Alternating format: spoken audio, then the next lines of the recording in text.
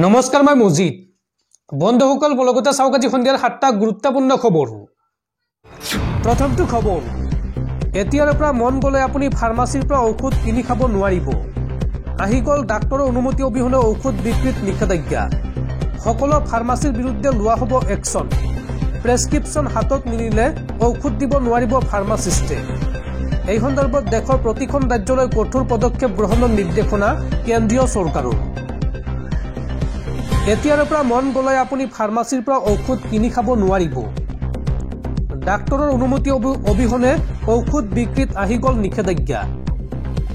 সকলো ফাৰ্মাসীৰ বিৰুদ্ধে লোৱা হ'ব একশন প্ৰেছক্ৰিপশ্যন হাতত নিনিলে ঔষধ দিব নোৱাৰিব ফাৰ্মাসিষ্টে নিচাসক্ত লোকসকলৰ বাবে দেশত বৃদ্ধি হৈছে সাইকোট্ৰপিক ঔষধৰ ব্যৱহাৰ নিচাৰ বৃদ্ধিত ব্যৱহাৰ কৰা ঔষধ বন্ধ কৰাৰ কঠোৰ নিৰ্দেশ কেন্দ্ৰীয় চৰকাৰৰ কেন্দ্ৰীয় স্বাস্থ্য সচিব পুণ্য সলীলা শ্ৰীবাস্তৱে ঘোষণা কৰিছে এই কথা এই সন্দৰ্ভত দেশৰ প্ৰতিখন ৰাজ্যলৈ কঠোৰ পদক্ষেপ গ্ৰহণৰ নিৰ্দেশনা কেন্দ্ৰীয় চৰকাৰৰ ঔষধ নিয়ন্ত্ৰণ বিভাগৰ সৈতে হোৱা বৈঠকত ডাঙৰ সিদ্ধান্ত গ্ৰহণ কৰিছে কেন্দ্ৰীয় চৰকাৰে 905 বিধ ঔষধৰ পৰীক্ষাৰ পিছত 694 বিধ ঔষধৰ বিৰুদ্ধে এই কঠোৰ ব্যৱস্থা হাতত লোৱা হৈছে পৰৱৰ্তী খবৰ ওয়াকফ সংশোধনী বিধেয়কৰ বিৰুদ্ধে দেশৰ লাখ লাখ মুছলমানে কঁপাব দিল্লী আৰু এই বিষয়টো সন্দৰ্ভত অন্ধ্ৰপ্ৰদেশৰ চিফ মিনিষ্টাৰ চন্দ্ৰবাবু নাইডু আৰু বিহাৰৰ চিফ মিনিষ্টাৰ নীতিশ কুমাৰেও কৰিছে আলোচনা বৃহৎ প্ৰতিবাদী কাৰ্যসূচীৰ বাবে সাজু হৈছে অল ইণ্ডিয়া মুছলিম পাৰ্চনেল ল বৰ্ড ওয়াকফ সংশোধনী বিধেয়কৰ বিৰুদ্ধে দেশৰ লাখ লাখ মুছলমানে কঁপাব দিল্লী বৃহৎ প্ৰতিবাদী কাৰ্যসূচীৰ বাবে সাজু হৈছে অল ইণ্ডিয়া মুছলিম পাৰ্চনেল ল বৰ্ড যন্তৰ মন্তৰত হ'ব ওয়াকফ সংশোধনী বিধেয়কৰ বিৰুদ্ধে উত্তাল প্ৰতিবাদ তেওঁলোকে সলনি কৰিলে পূৰ্বে ধাৰ্য কৰা প্ৰতিবাদৰ দিন 10 মাৰ্চৰ পৰিৱৰ্তে 13 মাৰ্চত প্ৰতিবাদত নামিব লাখ লাখ মুছলমান পুৱা 10 বজাৰ লগে লগে কঁপি উঠিব যন্তৰ মন্তৰ এই সন্দৰ্ভত বৰ্ডৰ মুখপাত্ৰ ডক্টৰ চিয়াইদ কাছিম ৰাছুল ইলিয়াছে আয়োজন কৰিছে এই কাৰ্যসূচী কোনো পক্ষে মানি লোৱা নহ'ব ওয়াকফ সংশোধনী এই মন্তব্য কৰিছে অল ইণ্ডিয়া মুছলিম পাৰ্চনেল ল বৰ্ডে উল্লেখযোগ্য যে আগন্তুক বাজেট অধিৱেশনত গৃহীত হ'ব ওয়াকফ সংশোধনী বিধেয়ক 2024 এফালে কেন্দ্ৰীয় চৰকাৰৰ ব্যাপক আয়োজন আনফালে দেশৰ মুছলমানসকলৰ তীব্ৰ বিৰোধিতা মুছলমানৰ অধিকাৰৰ হাতৰ পৰা যাবলৈ দিয়া নহ'ব ওয়াকফ সম্পত্তি মছজিদ কবৰস্থান দৰগাহ মাদ্ৰাছা আদি দখল আৰু ধ্বংস কৰিবলৈ দিয়া নহ'ব প্ৰত্যাহাৰ কৰিব লাগিব ওয়াকফ সংশোধনী বিধেয়কখন এই দাবী উত্থাপন কৰিছে দেশৰ লাখ লাখ মুছলমানে চৰকাৰে সিদ্ধান্ত সলনি নকৰা পৰ্যন্ত প্ৰতিবাদ অব্যাহত থাকিব আৰু এই বিষয়টো সন্দৰ্ভত অন্ধ্ৰপ্ৰদেশৰ চিফ মিনিষ্টাৰ চন্দ্ৰবাবু নাইডু আৰু বিহাৰৰ চিফ মিনিষ্টাৰ নীতিশ কুমাৰৰ সৈতেও আলোচনা কৰিছে মুছলমান লোকসকলে পৰৱৰ্তী খবৰ আজি আন্তৰ্জাতিক নাৰী দিৱস নাৰী মাতৃ নাৰী ভগ্নী নাৰী তুমি অনন্যা আজি আন্তৰ্জাতিক নাৰী দিৱস আৰু এই আন্তৰ্জাতিক নাৰী দিৱসৰ দিনাই প্ৰতিগৰাকী নাৰীলৈ জনাইছো নাৰী দিৱসৰ শুভেচ্ছা উল্লেখযোগ্য যে মহিলাৰ অধিকাৰ সুৰক্ষা আৰু সবলীকৰণৰ বাবে প্ৰতি বছৰে 8 মাৰ্চৰ দিনটো পালন কৰা হয় আন্তৰ্জাতিক নাৰী দিৱস হিচাপে দৰ্শকসকল আৰু বহুতো গুৰুত্বপূৰ্ণ খবৰ আছে তাৰ আগতে আপোনাক জনাও যে যদি আপুনি এতিয়ালৈকে এইটো ভিডিঅ'ত লাইক কৰা নাই তেন্তে এতিয়াই ভিডিঅ'টোত লাইক কৰি দিয়ক আৰু এনেকুৱা ধৰণৰ ভিডিঅ'সমূহ নিতৌ চাবলৈ চেনেলটো ছাবস্ক্ৰাইব কৰি কাষত থকা বেল আইকনটো প্ৰেছ কৰি ৰাখক পৰৱৰ্তী খবৰ 24 ঘণ্টাৰ ভিতৰত মিয়া জনগোষ্ঠীৰ ওচৰত ক্ষমা খুজিব লাগিব মন্ত্ৰী অশোক সিংঘালে তামোল পানৰ শৰাই লৈ ক্ষমা খুজিব লাগিব মন্ত্ৰী অশোক সিংঘালে এই সন্দৰ্ভত মন্ত্ৰীগৰাকীক বান্ধি দিয়া হৈছে 24 ঘণ্টা সময় মিয়াক লৈ বিতৰ্কিত মন্তব্য কৰা অশোক সিংঘালক এই হুংকাৰ সৌদ অসম মিয়া মঞ্চ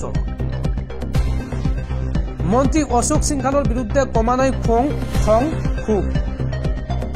অশোক সিংঘালৰ বিৰুদ্ধে এইবাৰ গৰজি উঠিল সৌদ অসম মিয়া মঞ্চ মিয়াক লৈ বিতৰ্কিত মন্তব্য কৰা অশোক সিংঘালক ক্ষমা খোজাৰ দাবী তামোল পানৰ শৰাই লৈ ক্ষমা খুজিব লাগিব মন্ত্ৰী অশোক সিংঘালে মন্ত্ৰীগৰাকীক ক্ষমা খুজিবলৈ বান্ধি দিলে 24 ঘণ্টা সময় 24 ঘণ্টাৰ ভিতৰত অশোক সিংঘালক ক্ষমা খোজাৰ দাবী মিয়া মঞ্চৰ পৰৱৰ্তী খবৰ ৰাজ্যত পুনৰ ভয়ংকৰ গুলিয়াগুলি দুটা ফৈদৰ সংঘাতক লৈ তীব্ৰ উত্তেজনা ৰাজ্যত নিশা সৃষ্টি হল এক ভয়ংকৰ পৰিস্থিতিৰ সাবুৱাৰ বালিজান চাহ বাগিচাত গুলীচালনাৰ ঘটনা পৰিস্থিতি নিয়ন্ত্ৰণ কৰিবলৈ অইলৰ নিৰাপত্তাৰক্ষীৰ শূন্যলৈ গুলী প্ৰথমে চাহ বাগিচাখনৰ দুটা ফৈদৰ মাজত বাক বিতণ্ডা আৰু এই ঘটনাক বাধা দিবলৈ গৈছিল অইলৰ এজন নিৰাপত্তাৰক্ষী পৰিস্থিতি নিয়ন্ত্ৰণ কৰিবলৈ নিৰাপত্তাৰক্ষীয়ে চলাই দুজাইকৈ গুলী আৰু এই গুলীচালনাৰ পিছতে অধিক উত্তপ্ত হৈ পৰে পৰিস্থিতি আৰু পাছত বিন্দাকটা আৰক্ষী আহি পৰিস্থিতি নিয়ন্ত্ৰণলৈ আনে ঘটনাস্থলীত আৰু অইলৰ নিৰাপত্তাৰ দায়িত্বত থকা জোৱানজনক এতিয়া বৰখাস্তৰ দাবী স্থানীয় ৰাইজৰ পৰৱৰ্তী খবৰ পাকিস্তানৰ পৰা উদ্ধাৰ কৰা হ'ব পিঅ'কে লণ্ডনত এই ডাঙৰ মন্তব্য ভাৰতৰ বিদেশ মন্ত্ৰী এছ জয়শংকৰৰ পিঅ'কে উদ্ধাৰ কৰাৰ লগে লগে কাশ্মীৰ সমস্যাৰ অন্ত পৰিব এই মন্তব্য ভাৰতৰ বৈদেশিক মন্ত্ৰী এছ জয়শংকৰৰ আৰু ভাৰতৰ বৈদেশিক মন্ত্ৰীগৰাকীৰ এই মন্তব্যৰ পিছতে এতিয়া পাকিস্তানত হাহাকাৰ পাকিস্তানৰ পৰা উদ্ধাৰ কৰা হ'ব পিঅ'কে লণ্ডনত এই মন্তব্য কৰিলে ভাৰতৰ বিদেশ মন্ত্ৰী এছ জয়শংকৰে পিঅ'কে উদ্ধাৰ কৰাৰ লগে লগে কাশ্মীৰ সমস্যাৰ অন্ত পৰিব পাকিস্তানী সাংবাদিকৰ প্ৰশ্নৰ উত্তৰত পিঅ'কে লৈ এই মন্তব্য কৰিলে ভাৰতৰ বিদেশ মন্ত্ৰীয়ে প্ৰথমতে আমি কাশ্মীৰৰ পৰা 370 আঁতৰ কৰিলো সামাজিক ন্যায় স্থাপন কৰা হল কাশ্মীৰত জনতাই নিজৰ ভোটাধিকাৰো সাব্যস্ত কৰিলে আৰু ইয়াৰ পিছতে পিঅ'কে আমি উদ্ধাৰ কৰিম বিগত 77 বছৰ ধৰি পাকিস্তানে দখল কৰি ৰাখিছে কাশ্মীৰৰ এই অংশ এই পিঅ'কে ভাৰতে পুনৰ উদ্ধাৰ কৰিব ভাৰতৰ বিদেশ মন্ত্ৰীৰ এই মন্তব্যৰ পিছতে এতিয়া হাহাকাৰ লাগিছে পাকিস্তানত পৰৱৰ্তী খবৰ দেশত পুনৰ সংঘটিত হৈছে আন এক জঘন্য ঘটনা ভাৰত ভ্ৰমণৰ সময়তে দলবদ্ধ ধৰ্ষণৰ বলি হল এগৰাকী ইজৰাইলী মহিলা কৰ্ণাটকত এগৰাকী ইজৰাইলী মহিলা পৰ্যটক দলবদ্ধ ধৰ্ষণৰ বলি হৈছে একে সময়তে ইজৰাইলী মহিলাগৰাকীক আশ্ৰয় দিয়া ঘৰটোৰ মালিক মহিলাগৰাকীক ধৰ্ষণ কৰা হয় বৃহস্পতিবাৰে নিশা প্ৰায় 11:30 কৰ্ণাটকৰ কোপ্পাল জিলাৰ হাপিৰেটা হ্ৰদৰ সমীপত সংঘটিত হয় এই দলবদ্ধ ধৰ্ষণ কাণ্ড স্থানীয় আৰক্ষীৰ উদ্ধতিৰে সংবাদ মাধ্যমত প্ৰকাশ পোৱা বাতৰি অনুসৰি 27 বছৰীয়া ইজৰাইলী পৰ্যটকগৰাকী আৰু 29 বছৰীয়া স্থানীয় মহিলাগৰাকীয়ে তুংগা ভদ্ৰ হ্ৰদৰ সমীপত ঘূৰি আছিল আৰু সেই সময়ত 3জন মানুহ আহি তেওঁলোকক ধৰ্ষণ কৰে ধৰ্ষণৰ বলি হোৱা মহিলা দুগৰাকীৰ সৈতে আন 3জন পৰ্যটকো আছিল ইয়াৰে এজন ডেনিয়েল আমেৰিকান নাগৰিক আৰু বাকী দুজন ক্ৰমে মহাৰাষ্ট্ৰ আৰু উৰিষ্যাৰ বাসিন্দা তেওঁলোক হ্ৰদটোত পৰি যায় যদিও গুৰুতৰভাৱে আহত হোৱা নাই এই সন্দৰ্ভত কোপ্পাল আৰক্ষী অধীক্ষক ৰামেল আৰাচিদ্দিয়ে কয় যে ভুক্তভোগীৰ অভিযোগৰ ভিত্তিত তাৎক্ষণিক ব্যৱস্থা গ্ৰহণ কৰা হৈছে অভিযুক্তক চিনাক্ত কৰা হৈছে আৰু শীঘ্ৰেই গ্ৰেপ্তাৰ কৰা হ'ব এই ঘটনাত দুটা বিশেষ তদন্তকাৰী দল গঠন কৰা হৈছে বাতৰি মতে ঘৰৰ মালিকনী আৰু তেওঁৰ 4জন অতিথিয়ে ৰাতিৰ আহাৰ গ্ৰহণ কৰি হ্ৰদটোৰ পাৰত তৰা চাবলৈ গৈছিল আৰু সেই মুহূৰ্ততে 3জন অভিযুক্ত মটৰ চাইকেলেৰে তাত উপস্থিত হয় প্ৰথমতে তেওঁলোকে পেট্ৰল ক'ত পাব বুলি সোধে আৰু তাৰ পিছত ইজৰাইলী মহিলাগৰাকীৰ পৰা 100 টকা দাবী কৰে ইজৰাইলী পৰ্যটকগৰাকীয়ে ধন দিবলৈ অস্বীকাৰ কৰাত অভিযুক্তৰ সৈতে দ্বন্দ্ব আৰম্ভ হয় আৰু ইয়াৰ পিছতে অভিযুক্তই পৰ্যটকগৰাকীক আক্ৰমণ কৰে আৰু তেওঁলোকৰ 3জন পুৰুষ পৰ্যটকক হ্ৰদটোত ঢকিয়াই পেলাই দিয়ে পিছত মহিলা দুগৰাকীক ধৰ্ষণ কৰি মটৰ চাইকেলেৰে পলায়ন কৰে স্থানীয় মহিলাগৰাকীৰ অভিভাৱকে দাখিল কৰা এজাহাৰৰ ভিত্তিত আৰক্ষীয়ে ধৰ্ষণ আৰু ডকাইতিৰ এটা গোচৰ ৰুজু কৰিছে আৰু আৰম্ভ কৰিছে তদন্ত পৰৱৰ্তী খবৰ ভাৰতৰ নাগৰিকত্ব এৰিলে কোটি কোটি টকা আত্মসাৎ কৰি পলায়ন কৰা ললিত মোদীয়ে গ্ৰহণ কৰিলে আন দেশৰ নাগৰিকত্ব পোহৰলৈ আহিছে ভাৰতৰ বেংকৰ পৰা কোটি কোটি টকা ঋণ লৈ ভাৰতৰ পৰা বিদেশলৈ পলায়ন কৰা ললিত মোদীৰ সম্পৰ্কে আন এক বিস্ফোৰক খবৰ মোদীক বিদেশৰ পৰা ভাৰতলৈ ঘূৰাই অনাৰ প্ৰচেষ্টা চলি থকাৰ মাজতে এই কথা পোহৰলৈ আহিছে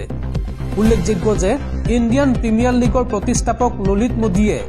ভাৰতীয় নাগৰিকত্ব ত্যাগ কৰিবলৈ আগ্ৰহী ললিতে ভাৰতীয় পাছপোৰ্ট জমা দিবলৈ লণ্ডনত থকা ভাৰতীয় উচ্চায়ুক্তত আবেদন জনাইছে শুকুৰবাৰে এই তথ্য নিশ্চিত কৰিছে বৈদেশিক পৰিক্ৰমা মন্ত্ৰালয়ে এই সন্দৰ্ভত বৈদেশিক পৰিক্ৰমা মন্ত্ৰালয়ৰ মুখপাত্ৰ ৰণবীৰ জয়ছোৱালে কয় যে ললিত মোদীয়ে পাছপৰ্ট বিচাৰি আবেদন কৰিছে। আবেদন পৰীক্ষা কৰি সিদ্ধান্ত লোৱা হ'ব। তেওঁৰ বিৰুদ্ধে যি আইনী ব্যৱস্থা ল'ব লাগিব সেয়া লোৱা হ'ব। ভাৰতীয় নাগৰিকত্ব ত্যাগ কৰি ক'ত নাগৰিকত্ব ল'ব ললিত মোদীয়ে? জানিব পৰা মতে ললিত মোদীয়ে দক্ষিণ প্ৰশান্ত মহাসাগৰীয় দ্বীপৰাষ্ট্ৰ ভানুআটুৰ নাগৰিকত্ব লাভ কৰিছে। উল্লেখযোগ্য যে 2010 চনত ললিত মোদীয়ে ভাৰত ত্যাগ কৰি লণ্ডনলৈ পলায়ন কৰে। IPLৰ মুৰব্বী হৈ থকা সময়ত কোটি কোটি টকা আত্মসাৎ কৰাৰ অভিযোগ উত্থাপন হৈছে ললিত মোদীৰ বিৰুদ্ধে। জানিব পৰা মতে দ্বীপৰাষ্ট্ৰ ভানুআটুৰ ভাৰতৰ সৈতে প্ৰত্যাৰ্পণ চুক্তি নাই। গতিকে ভৱিষ্যতে ভাৰতীয় আইনৰ অধীনত তেওঁক দোষী সাব্যস্ত হ'লেও ভাৰত চৰকাৰে তেওঁক বিতাড়িত কৰিব নোৱাৰিব।